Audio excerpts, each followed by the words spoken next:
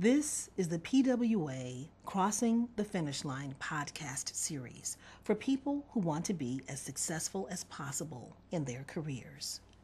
The topic of this podcast is derailment. Every executive faces the possibility of derailment at some point in his or her career.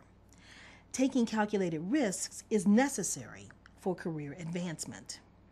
If you are taking risks, it's likely that at some point in your career, you will face the possibility of derailment. The possibility of derailment is not the issue. It's how you manage the derailment that is the real issue. Let's talk a little bit about some causes of derailment. First of all, if your performance and results are substandard, you are a prime candidate for derailment. Hard work and results are critical for career success.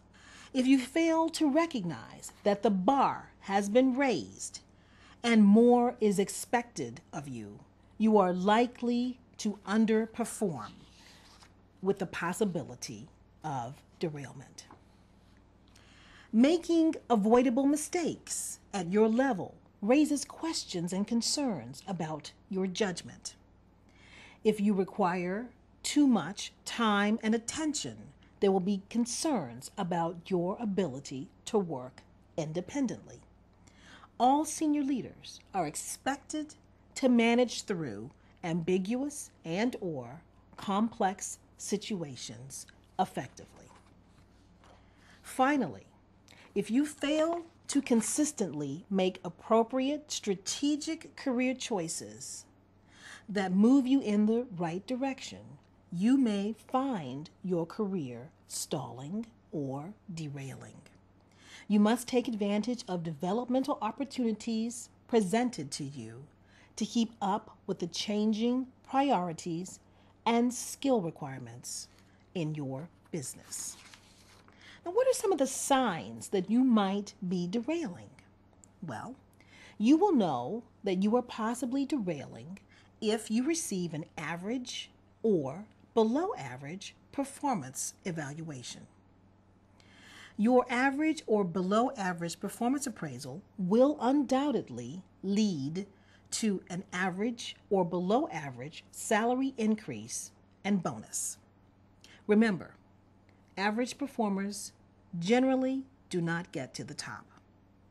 Below average performers typically exit the company either voluntarily or involuntarily.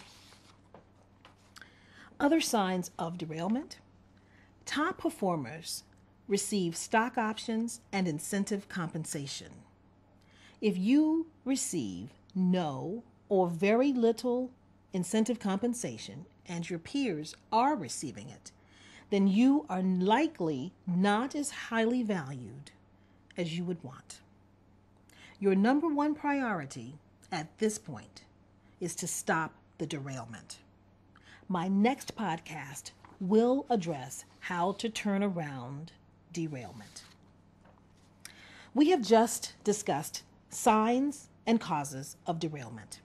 If you keep this information in mind, you will be well on your way to crossing the finish line.